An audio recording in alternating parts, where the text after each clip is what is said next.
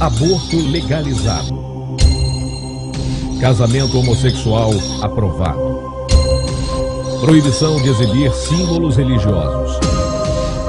Prostituição regulamentada. Maconha liberada. Aprovada a invasão de terras e propriedades urbanas e rurais. Você quer isso para a sua sociedade? Não, eu também não quero isso para o nosso país.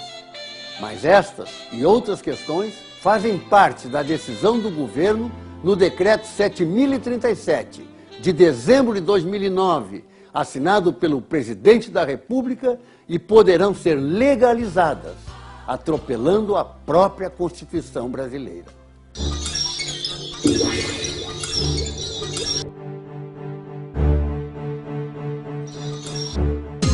Mas o que é o PNDH3? O PNDH3 é o Programa Nacional de Direitos Humanos, que institui de forma sutil inúmeras medidas para desconstruir os padrões e valores sociais, políticos, éticos e morais, e também o Estado de Direito e as liberdades individuais e coletivas do povo brasileiro, todas já garantidas na Constituição Federal. O decreto é muito extenso, com várias páginas. A linguagem é jurídica e de difícil leitura. E foi assinado pelo Presidente da República no apagar das luzes de 2009. O PNDH3 introduz mecanismos para facilitar o governo federal a implantar um sistema de poder centralizador, com controle absoluto das instituições, da sociedade e das pessoas.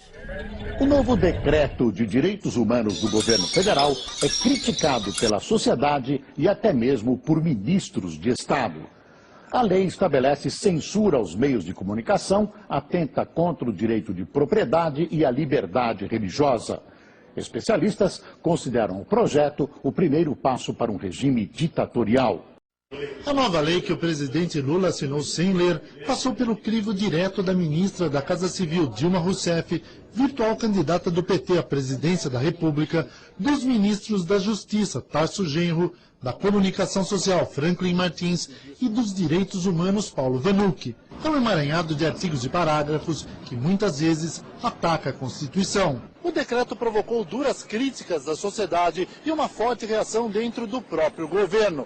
Para os especialistas, se for aprovada da maneira como está, a lei será o mais duro golpe contra a democracia desde o fim da ditadura militar.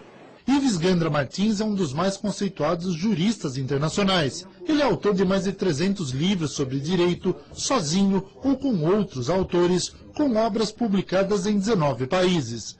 Ao analisar o novo decreto, ele ficou impressionado. Um dos documentos com maiores sandices que eu tive a possibilidade de ver nos meus 51 anos de advocacia e nos meus 49 anos de magistério de direito. Catedrático em Direito por 31 universidades no Brasil, na América do Sul e Europa, Ives analisou vários itens do novo decreto. O projeto prevê que o proprietário rural que tiver uma fazenda invadida não poderá mais recorrer ao judiciário. O que eles estão pretendendo é dar direito àquele que invadir qualquer terra, fazer com que, uma vez invadido, o direito de propriedade deixe de ser do proprietário e de ser do invasor. A lei quer evitar a divulgação de símbolos religiosos. Se não pode haver mais símbolos religiosos, nós temos que mudar o nome da cidade de São Paulo. Todas as cidades que têm nomes de santos não poderão mais ter. Será criada uma comissão para controlar o conteúdo dos meios de comunicação. No momento em que se elimina a liberdade de imprensa, nesse momento nós estamos perante, efetivamente, o início de uma ditadura. Um novo imposto sobre grandes fortunas seria instituído. É um imposto que afasta investimentos. Porque aquele que formou um patrimônio, depois de ser tributado em todas as operações, ainda vai ser tributado no seu patrimônio pessoal. As prostitutas contariam com direitos trabalhistas e carteira assinada. Isso não é profissão.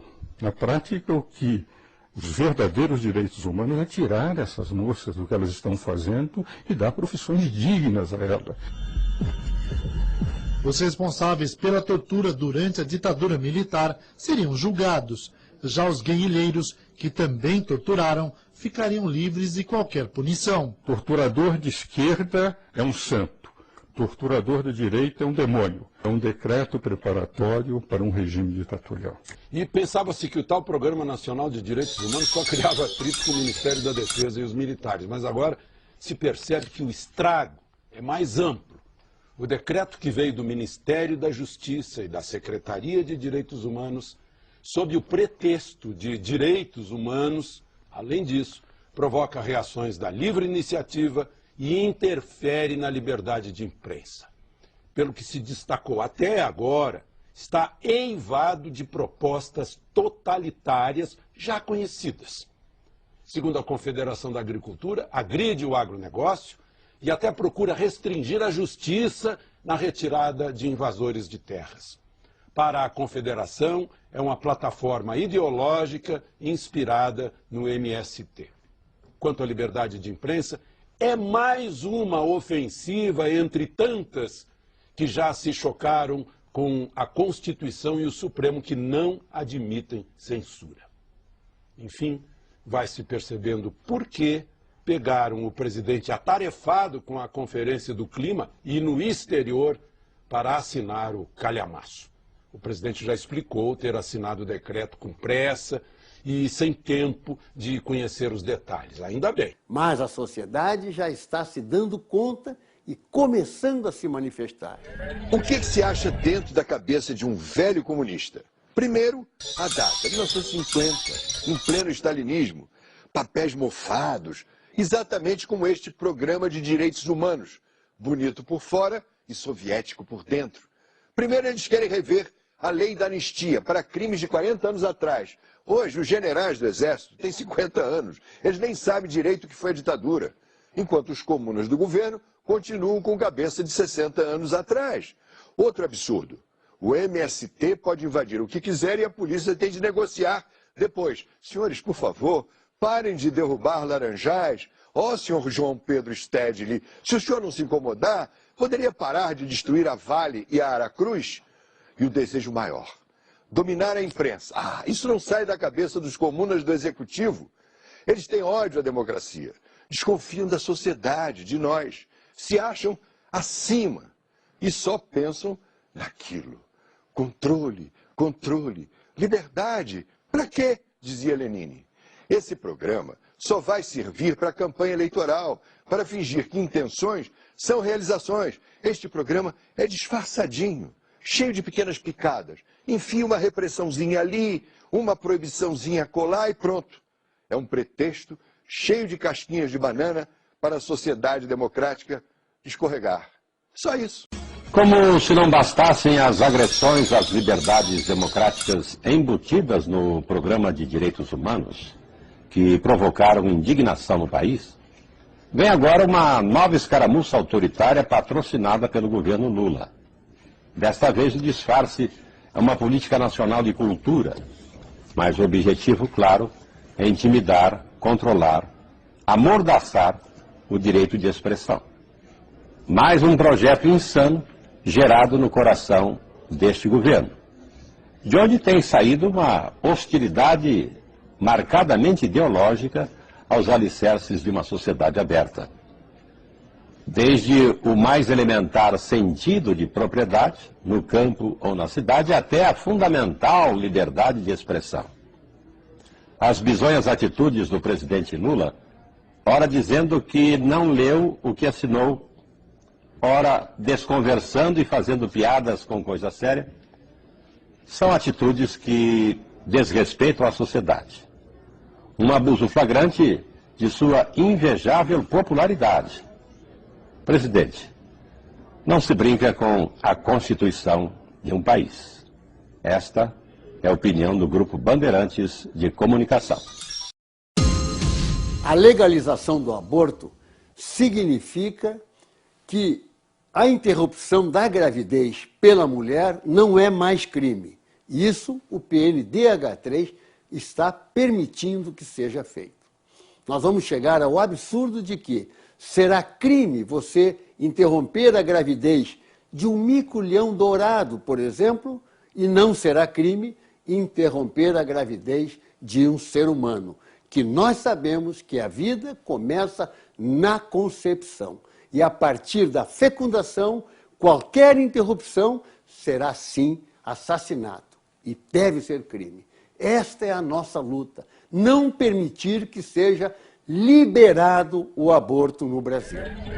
Eu só queria dizer que a afirmação que eu vou fazer aqui é antropológica, sociológica e histórica.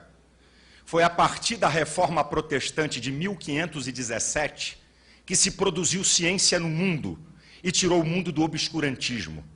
Se tem ciência hoje no mundo, agradeça a Reforma Protestante. Isso é histórico, isso é antropológico e sociológico. Eu ouvi o meu antecessor falar muito que o que ele está em discussão é a Constituição. E a Constituição é clara. Aqui não tem negócio. Mudem a Constituição, porque ela é clara. Artigo 226. A família é base da sociedade, tem especial atenção do Estado. Parágrafo 3º. Para efeitos de proteção do Estado, é reconhecida a união estável entre o homem e a mulher como entidade familiar, devendo a lei facilitar sua conversão em casamento. Isso aqui é Constituição. O resto é farofa, é conversa. É a Constituição. Agora, preste atenção à minha afirmação aqui. Preste atenção. George Gilder, um sociólogo renomado, que pesquisou mais de 2.000 sociedades na história da humanidade. E ele chegou à seguinte conclusão: apenas 55 eram sociedades unissexuais, sem identidade de macho e fêmea. Apenas 55. Essas sociedades se extinguiram rapidamente. Agora, a afirmação que eu vou fazer aqui, ela também é sociológica, antropológica e teológica. Nenhuma sociedade é mais forte do que os laços de suas famílias. E a fortaleza das suas famílias estão baseadas nas relações heterossexuais. Toda a história da humanidade está sustentada nisso. O porquê da família?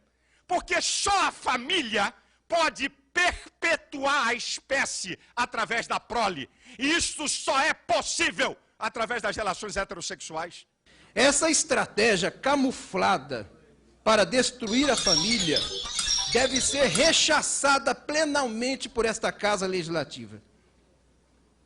Mas o que é a família? A família natural é a união de um homem e uma mulher, através do casamento para partilhar amor e alegria, gerar filhos, suprir sua educação moral, construir uma base doméstica vital de produção e consumo, oferecer segurança em tempos de dificuldade e unir as gerações. Todas as outras formas de família são incompletas e falsificações do Estado. A família é uma construção social organizada através de regras culturalmente elaboradas. É onde a pessoa nasce e desenvolve a sua personalidade, na busca da felicidade. Isso confirma o casamento como o melhor caminho para a saúde, segurança e realização.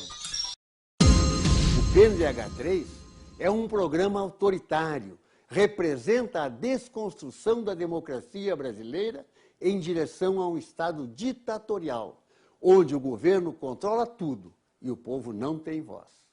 E tenta ainda amordaçar a imprensa, a liberdade de expressão e a igreja cristã no Brasil. Senhor presidente, caros colegas, na medida em que as lideranças nacionais vão desvendando as armadilhas e traições do PNDH3, começam a manifestar suas perplexidades diante do absurdo do seu conteúdo e da inoportunidade da publicação. As igrejas cristãs, comprometidas que são com valores éticos e morais, têm se pronunciado de público contrariamente ao PNDH3. É o caso de evangélicos, católicos, entre tantos.